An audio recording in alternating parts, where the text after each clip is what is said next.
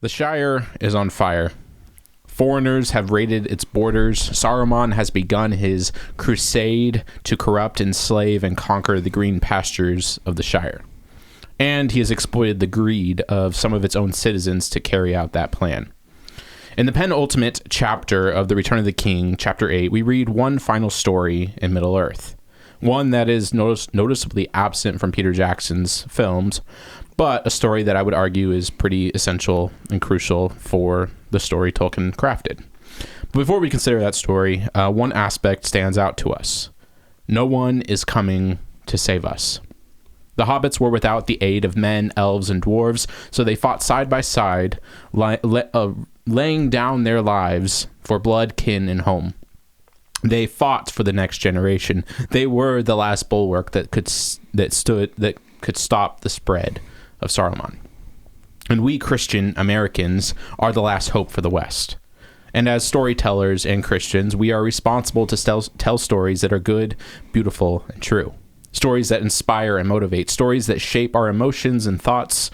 Stories that the next generation will be raised on and be shaped by. So join us in this episode of the Fearless Wandering podcast as we discuss the Scouring of the West.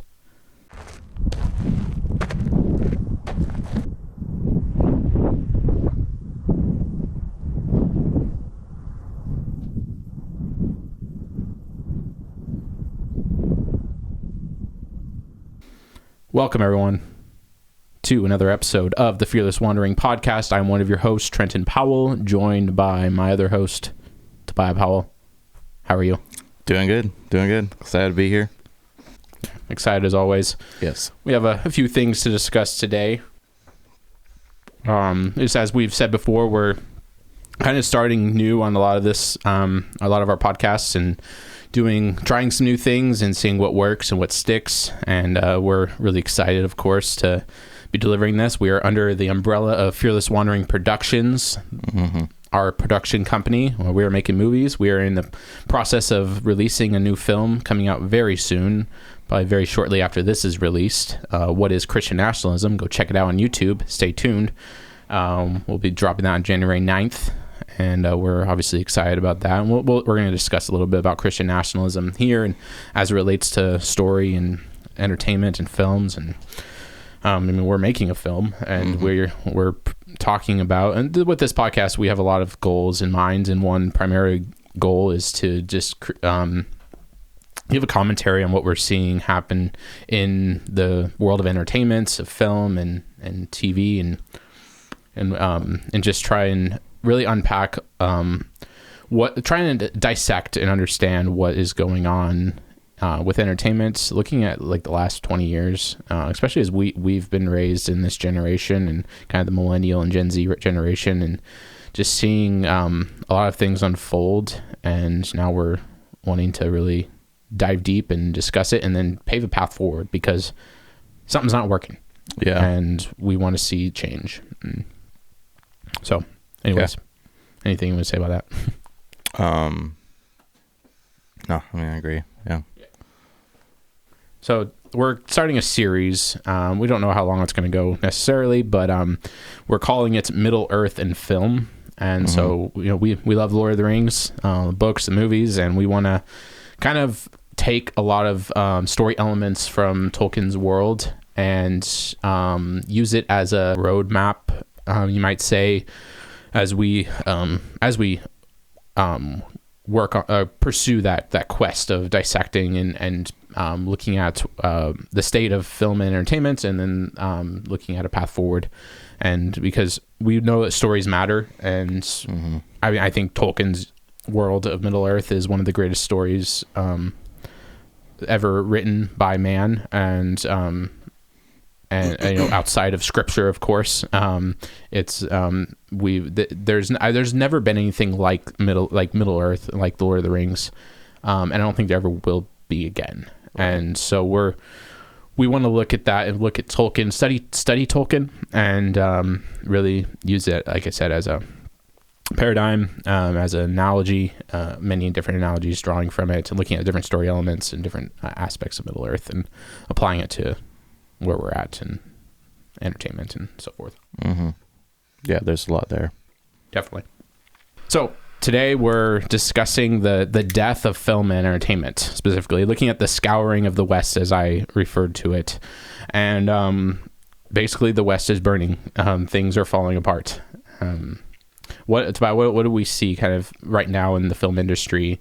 What we've observed in the last 5 years and where we're at now. Ever since COVID, really, a lot of things have been exposed. What are things that you've seen? Yeah, there's definitely no real creativity anymore. Everything's just remakes or sequels or whatever. There definitely hasn't been very much original stuff that's come from Hollywood that's actually been good. Or it's just been good and that's it. It hasn't been great or fantastic or anything like that. Yeah, they've just lost all real creativity, and they used to subtly push their agendas and all that, but it's also become very, very prominent in the stuff that they put out, and they really have pushed it, and they've pushed too far. They've gone over the edge, and people are pretty much sick of it, and they don't want to have anything to do with it, and they've lost tons of money. I mean, with the new Avengers, like you've said, they went back to the white men. Oh yeah. So they're ditching all their beliefs and their systems and going back to the three original white men that they had that made the Avengers great. Mm-hmm. Absolutely. Yeah. They're not, they're getting rid of all their girl bosses. Well, some of them at least. And I think it's been so interesting seeing that because, like I said, for a period of time, almost every studio, almost every franchise, tried the female empowered, girl boss, superhero, or just hero of the story. And no one wanted that. Yeah, no one liked it. No, and it always failed. Yeah, it just never obviously took off because it just wasn't anything anybody wanted. So yeah, we saw the girl bosses, and then how were the men being perceived? And are still, and I'm saying still are in a lot of ways in a lot of movies and projects that are coming out. Oh yeah, yeah, it's always the man is just a bumbling buffoon. He's portrayed as an idiot always, and needs the woman to come and save him, which is just a complete 180 distortion of what good storytelling is.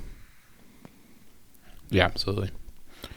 And the audience responds by not going to the movie theaters, not subscribing to the streaming services, by unsubscribing to a lot of streaming services, because then you have a lot of other garbage. Of course, homosexuality is very prevalent. The sexualization of women that we've talked about, almost every movie has to have a sex scene or a nude scene, and they and you see that even in TV shows now. You never would have in the past. Yeah. Way in the past, Yeah. Sitcoms and stuff. There was some inappropriate stuff in a lot of sitcoms, the 90s and the 80s, but it was less prevalent. But now it's you've full on basically porn scenes in TV shows. Yeah, and it's pretty often that you see that. Yeah, for sure. Yeah, and so we'll touch on that a little more. But I like I said, this is Middle Earth in film. We're pulling stories from Middle Earth. I like pulling kind of obscure stories that people don't know much about.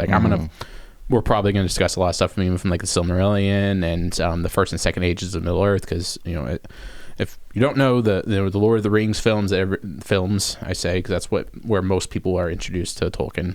Sadly, where in the films, that's the third age of Middle Earth. The final age that Tolkien really wrote about, but you have two other ages before that, from basically the creation of Middle Earth, even pre-creation, and you have a lot of a little bit of that in the Silmarillion. But seeing the creation of Middle Earth, of the world, and then First and Second Ages, which span a very vast amount of time, and there's so many stories, so many amazing stories that we can draw from and stuff that I'm excited to dive into. Yeah. But also looking at stories that people are very familiar with in the Lord of the Rings and whatnot. And today I chose a story that is in the Return of the King book, but is absent from the film.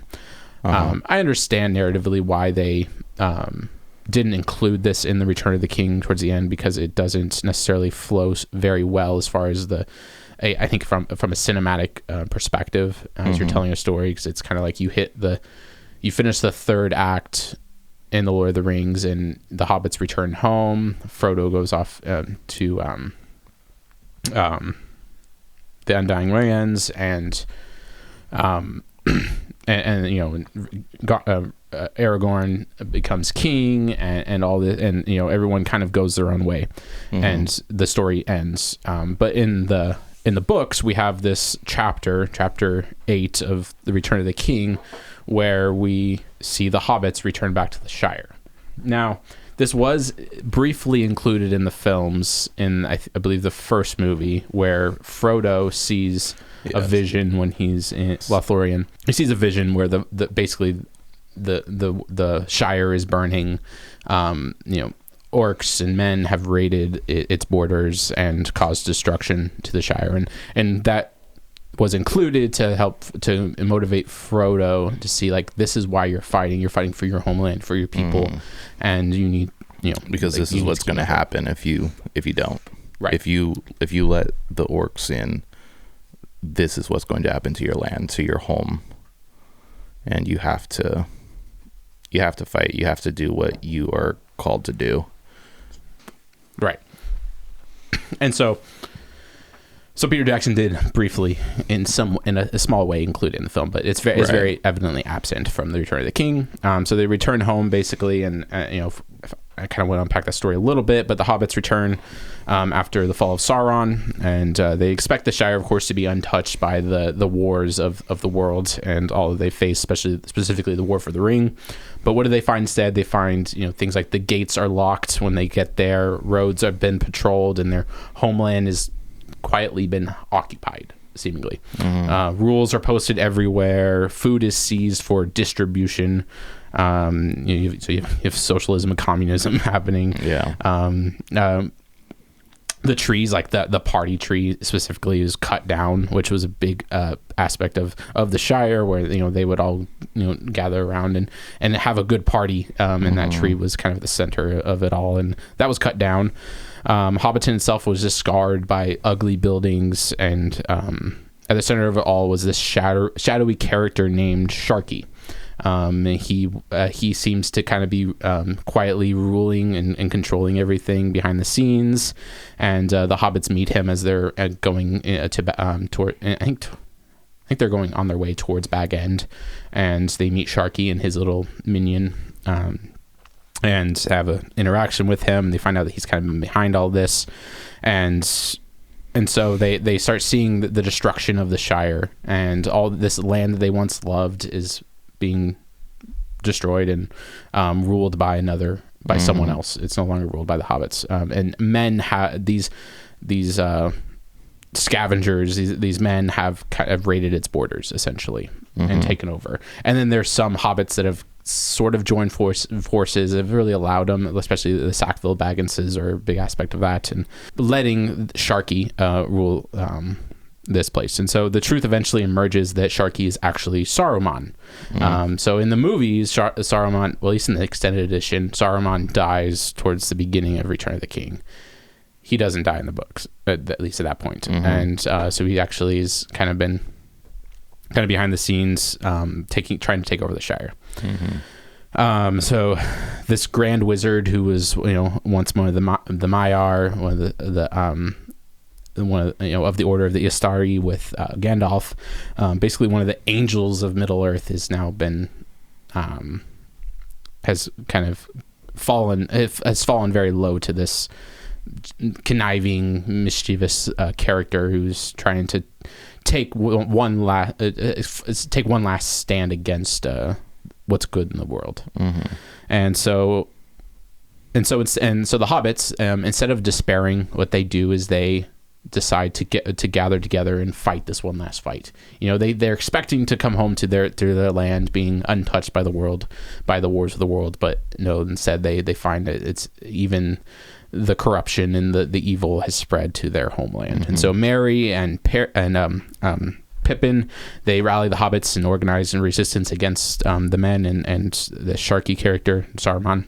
Samwise, fights as well, of course, and all the hobbits and Frodo's present as well, and they gathered together. Though Frodo is very much hindered by the ring still. Like he's faced a lot of physical consequences from no longer having the ring, and so he's not as involved in the resistance. But Sam and Merry and Pippin, they rally the hobbits to fight against the men that have raided its borders against Saruman, and the Battle of Bywater really has become the kind of the first time that the hobbits have had to fight for their homeland. And then they do, and then of course they are victorious as they defeat them, though at a cost.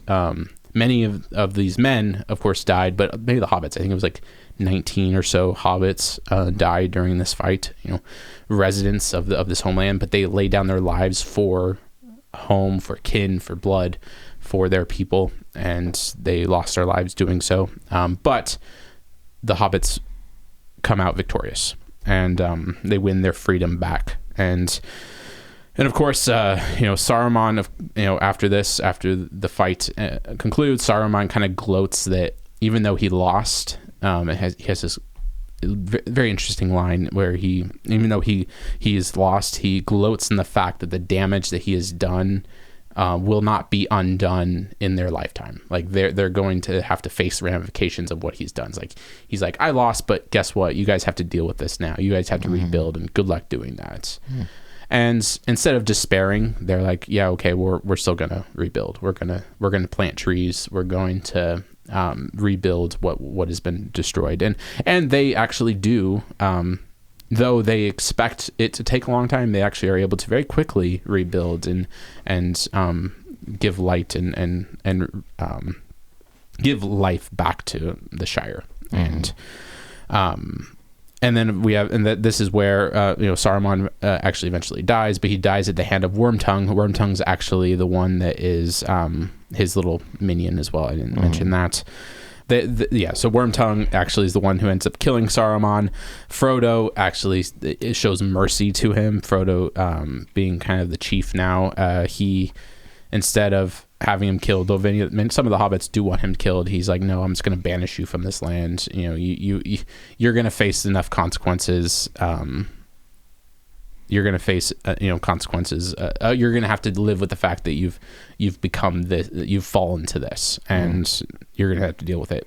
So he shows him mercy, and there's a line also where it talks about his bitter. Frodo talks about his bitterness, like you're going to just wallow in your bitterness for the rest of your days, and that's enough punishment, basically. And so Frodo, after all he's experienced, he kind of shows mercy, and but then Wormtongue ends up killing Saruman, and that's where Saruman dies. And anyways, there's a lot of things we can learn by that.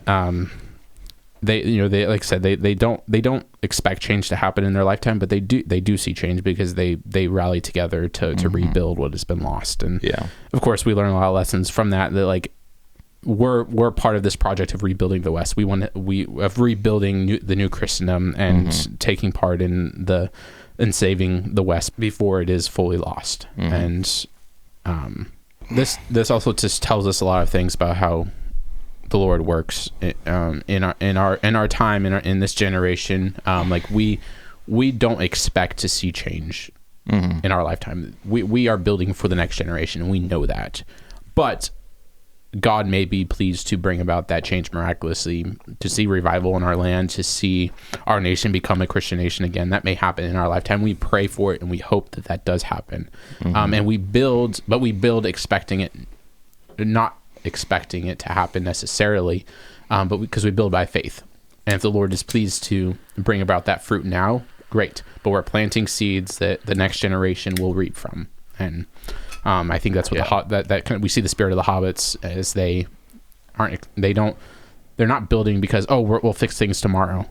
No, they're building knowing that maybe the next generation will reap the benefits of this. Right. They're planting trees again. That's what I love that. Like they plant trees again. Yeah. So what you're saying is Calvin Robinson is the Samwise Gamgee of England. Yes, he is. Absolutely. Yes. And he's, building and planting seeds and trying to be fruitful for the hope that England will one day be a Christian nation again. And he also cares about our nation as well, which is, he's planting seeds here as well. Absolutely. He's in our film, by the way. Yeah. So I don't know what things have stood out to you in this story and that I think we can apply. Yeah, I mean, I was thinking about my conversation with Calvin during this and a lot of the warnings that he gave and a lot of the things that we talked about is like like what happened to England is very similar to what happened to the Shire to a certain extent. But there's definitely a warning that like we do like a lot of that can be avoided, and there's work that has to be done. You have to do the work so that we can avoid letting our homeland be completely taken over, and yeah, there is hope, and there are battles that we have to fight, and we have to be willing to fight, and we have to be willing to do what God has called us to do in the places we're at. Yeah, and as we're talking about this, the political side of it matters. Like we want to see godly politicians. We want to see God's law lived out and applied in the civil sphere and the civil realm. And we're not necessarily, in this podcast, we're not dealing necessarily with politics, though it matters, and we want to apply it when it does apply, and like we do want a Christian nation, but we want to lead the path forward for storytelling because stories matter. Yeah, absolutely. Yeah. Yes. Stories capture the imagination of people. Storytellers still matter. Storytelling matters in this world, and what stories we're being told, what stories we're believing, what stories we're giving to the next generation, what stories are inspiring us towards truth, goodness, and beauty, and seeing the world as God made it, because God is a storyteller, and that's why we care about stories. Yeah. And so, I don't know, do you want to kind of touch on a little bit of that as we're looking at like moving forward and like, applying this story from Tolkien's Middle-earth, but as we're wanting to tell stories that impact culture. Yeah. There's definitely a massive need for it. And that's kind of like the whole purpose of our company is to be at the forefront of creating good stories, and the medium that is the most, I would say, popular among the normies of the world, just the everyday person, just is film and TV. That's what people like to take their time to consume. It's kind of the easiest thing to consume, especially in a busy day, and that's where I've just had my experience. So yeah, and there's a need for it. There's a desire for it from people, like especially with what I was saying with like where Hollywood's at. Like there's no good stories being told, and so there's a hunger for good stories. There always we do need good stories just as humans. It's something that we need. It's a way that we connect with other people. A group of guys hanging out, like mostly you're going to do is tell stories, and that's just how humans connect. And so telling good stories through film and TV is very much necessary. And people want it. People want to support that and want to have that access to have good stories that they can watch, and that's what we're doing with all our projects. We have, you know, multiple projects on our roster right now, and that we're working towards that that'll be that for a lot of people, that they can have that access to that, and yeah. Absolutely. Yeah, stories, you know, they, like I said, they capture the imagination of people. You know, one of the primary mediums of storytelling is film and TV, streaming services. And we're tired of seeing the Hollywood filth and slop being thrown in our faces over and over again in so many different ways. And it's, you know, it's hard to, like, you know, we love going to the movie theaters, but there just has not been anything good lately that, you know, we've been excited about and wanted to go see. And looking ahead in the next couple of years, there's very few things that we're really excited about. There are some, and we'll talk about that as time goes on. But yeah, a lot of it's just filth. You know, there's a few diamonds in the rough, but very few. And you know, I think our generation was a lot of ways raised on film, and I think this is the last 100 years or so, a little less than 100 years really, is we've seen something that we've never seen in history, and that is film. And and it's important, it matters, and it's such a cultural, it's so prevalent in culture. So we want to create movies and TV shows that are honoring to the Lord, that people, people of all over the world can see and enjoy, that tell stories that are good, beautiful, and true, that honor the Lord, and that inspire goodness, truth, and beauty, and that inspire us towards godly masculinity and godly femininity for women, and that's what we're about. And you look at Middle Earth, you look at Tolkien, and like that, like it has inspired so many generations now since it was written, and it's going to continue to inspire generations. It's going to inspire my kids as I raise them on these stories and get to tell. I have the joy of getting to tell these stories to my kids, and that's, you know, and get to see them raised up on the stories that I was raised on, and that captured my imagination.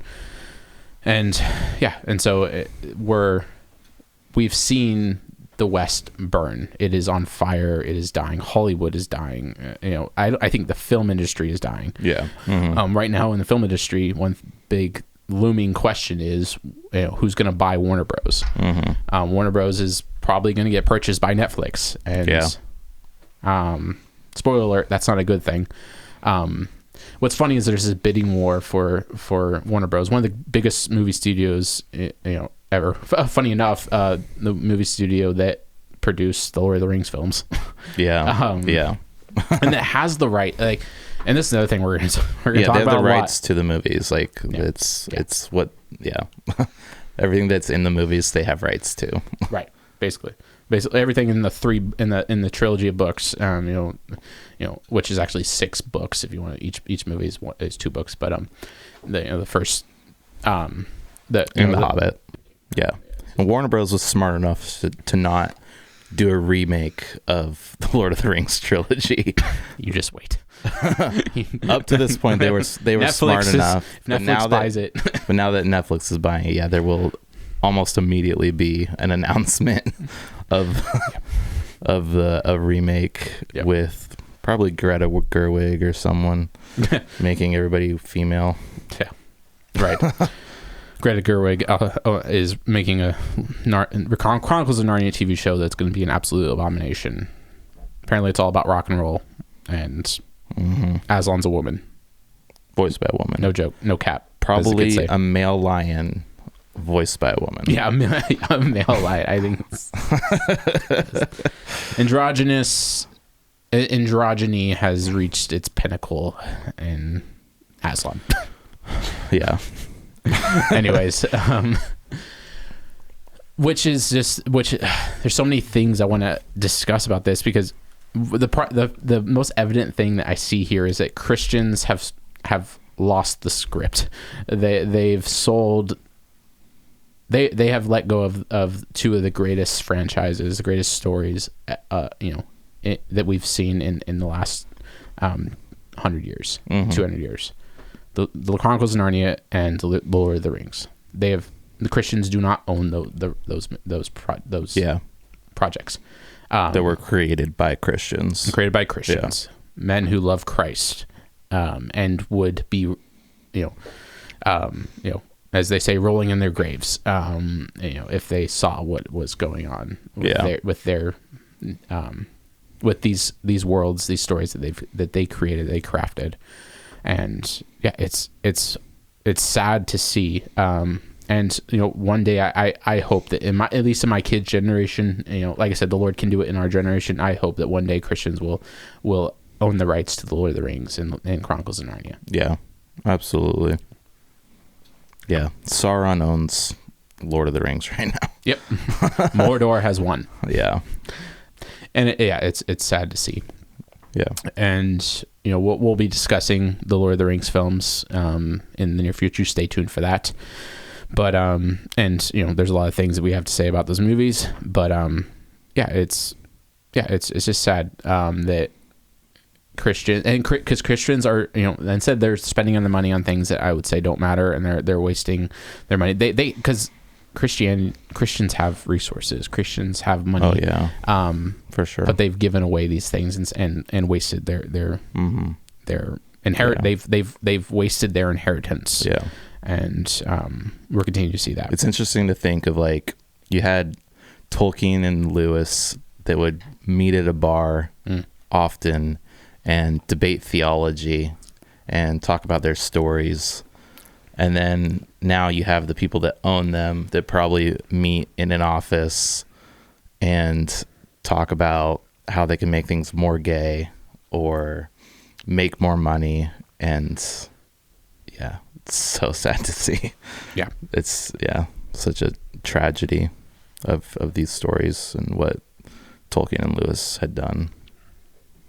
Yeah, absolutely. Yeah, it is a tragedy to see.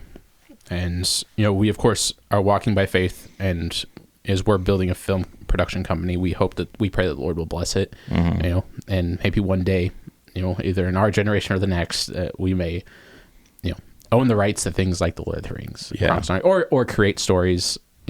I will never create something as grand and as incredible as the Lord of the Rings. Tolkien gave 30 years of his life to Lord of the Rings. Maybe even more, but at least 30 years to writing those stories. And well, we better start now. Well, yeah, better start now. We are. Exactly. Lord willing, we are. But but the mind of these men who were who were really enchanted by the stories of past generations in their time of the stories that came that they were taught as they grew up, and the stories that inspired them to write their stories. And we hope that we are inspired by them to write our stories and so forth. And there's just so many things. That's why I'm excited about going through this series of just Middle Earth and looking at how it applies to film and entertainment and storytelling. And so I think going forward, we are asking the question, like, what do we need? Well, we need people.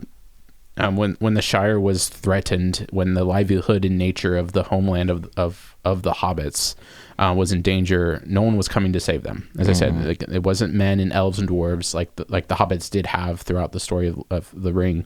They didn't have anyone to come and save them. They had to rally together to fight for their homeland, for their people. We as American Christians, no one's coming to save us. We are the last bulwark. Standing against the insanity of Islam, of secularism, and all in all its forms. We're the last bulwark against Mordor, coming to ruin what is left of the West.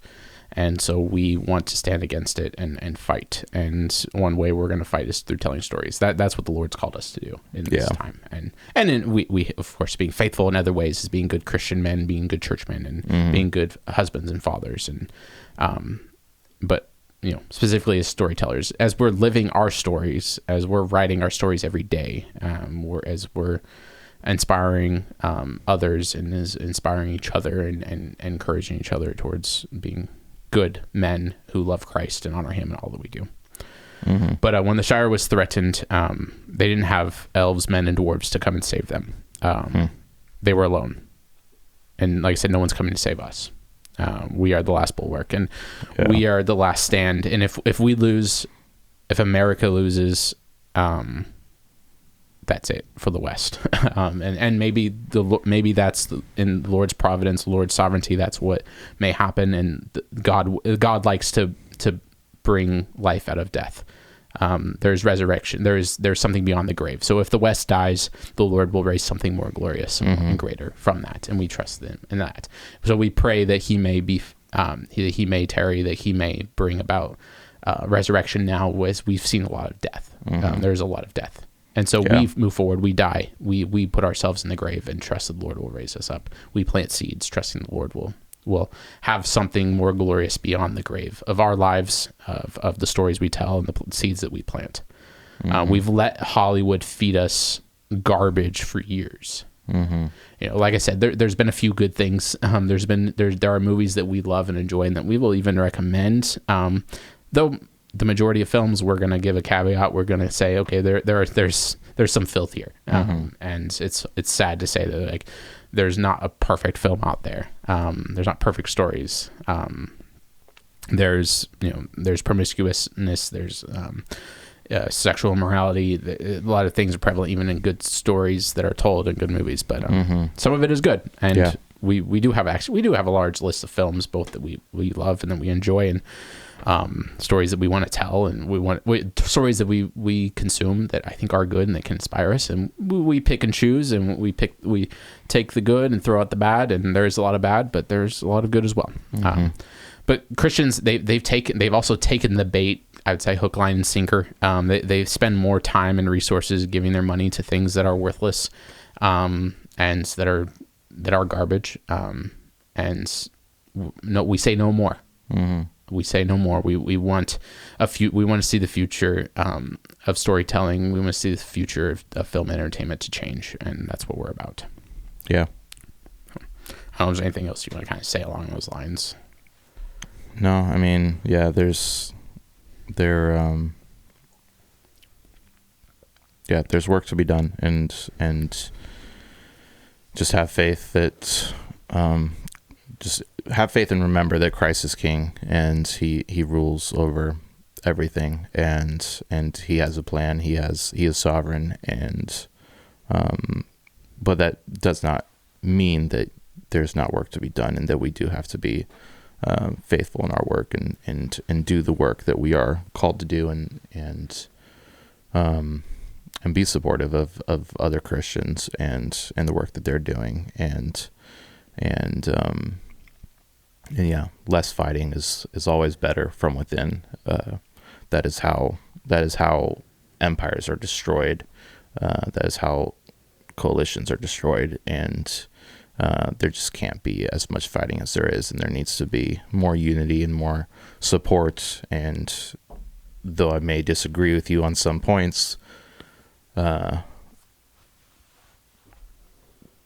mean, if you can recite the Apostles' Creed, I would say you are a Christian, and you have to be okay with, like, that's what it takes. I mean, it's not as complicated as you may think. There can be certain things that you can think that are false, but if you can say, Christ is Lord, and repent of your sins, like, that's it. Like, you don't need to say that you have to do all these other things, otherwise you're just getting legalistic. And so to have more unity and have more brotherhoods and coalitions built with these differing opinions proves that we are we are Christians and that we are not like the leftists that will hate us and I mean, they're far more unified than we are in some ways. Though I guess if you take like J.K. Rowling, they hate her.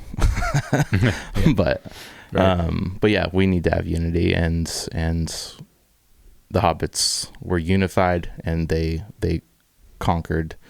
They saved their land, and we need to work to save ours. Absolutely. Yeah, we're not meant to sit on the sidelines anymore. Yeah. We're not to sit on the sidelines as Mordor moves forward, as Mordor takes more ground in our culture, in film and entertainment. We don't want to see the darkness grow anymore. Like the hobbits, we may feel small and insignificant. Like the Rangers, we don't want to wander alone anymore, or unseen, I guess. But history is always moved by ordinary people who choose to be faithful when it would be easier to just despair. No black pills here. Yeah, right. we don't want a black pill anymore. We want to fight and reclaim what has been lost. And as Gandalf reminds us, we have to decide what to do with the time that is given. This is our time. Yeah. This is our road. And the story is not finished yet. God is telling a story, and we are part of that story, and we want to be good characters in that story. And we want to be faithful. We want to read stories that are good, true, and beautiful. We want to watch stories unfold that are good, true, and beautiful. We want to live stories that are good, true, and beautiful. If we're going to reclaim the West, we need to be re-enchanted by the stories of the past in order and write and tell stories that will inspire the future generations and inspire this generation to build for the next generation. And it's important. Storytelling is I'd say one of the most is a very significant aspect of cultural change. And that's our small little corner of this grand project of the new Christendom that we are a part of and that we are seeking to be faithful in. And we ask that God may bless it. And absolutely, we move forward in faith that He will. Yes. So I'm gonna close this out. Yeah. Well, thank you guys for listening, first of all. And if you want to support us, we have a Patreon. It's patreon.com/fearless wandering. We have 2 movies on there, a TV show, and that is, we will also have What is Christian Nationalism on there. That you'll be able to watch it there without ads. It's going to be released on YouTube January 9th at 7 p.m. Central Standard Time. But if you want to watch it without ads, because YouTube will insert plenty of ads for you, if those are annoying. It may even take it down. Follow us on Fierce Wandering through Patreon. But Fierce Wandering Productions is our YouTube channel as well, so subscribe there. And we will be posting things there, but our Patreon channel, we will be releasing like the full interviews with all our interviewees and some behind the scenes videos and a director commentary of the film. So there'll be plenty of extra content there. So that's the best way to support us is through Patreon. It's $5 a month. We have 1 tier. So that support is greatly appreciated. And we appreciate the supporters that we have already. We thank you very much for that. And remember, just be faithful, fight where God has placed you, do what God has called you to do. If you feel something, tugging on you, like that you're supposed to be doing, take it seriously, pray on it. Maybe it's a fight you need to be involved in, and be faithful and trust that Christ is King. Amen. We're out. Okay. Bye. Thanks, guys. Thank you, everyone.